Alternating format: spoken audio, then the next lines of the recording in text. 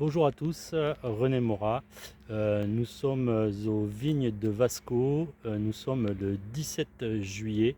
Je me présente, je suis consultant en agroécologie viticole et par là même je suis aussi formateur de taille physiologique de la Corporation des architectes du vivant. Donc ici nous nous trouvons dans les vignes de Vasco. Derrière moi vous avez les abeilles, le rucher des vignes de Vasco qui vendent leur miel.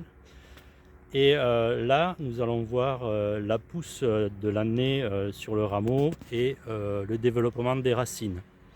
Donc venez avec moi, je vous amène, on voit ça tout de suite.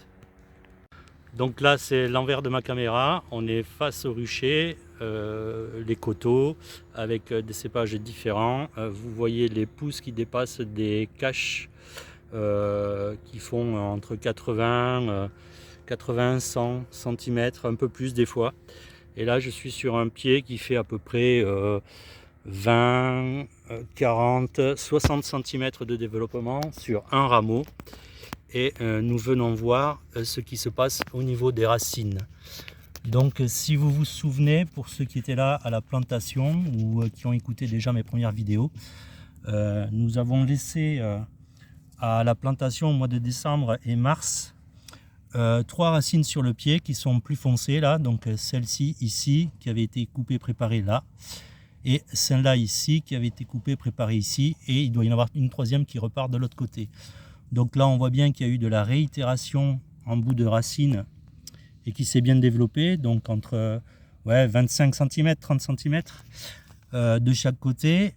Nous voyons aussi la naissance, donc réitération, on appelle de nouvelles racines qui sont parties se développer avec la dynamique de l'apex qui a envoyé de l'auxine sur les racines pour les développer et aller prospecter le sol loin. Donc là c'est pareil, 20-30 cm de racines, et vous voyez que le chevelu racinaire est assez important et a commencé à descendre et prospecter le profil.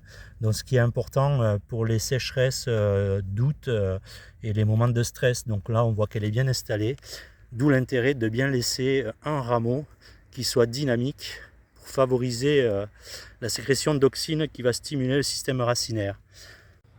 Donc voilà, vous avez vu l'intérêt de laisser un rameau tout seul dynamique qui va sécréter l'hormone, qui va stimuler donc l'auxine, qui va stimuler le système racinaire.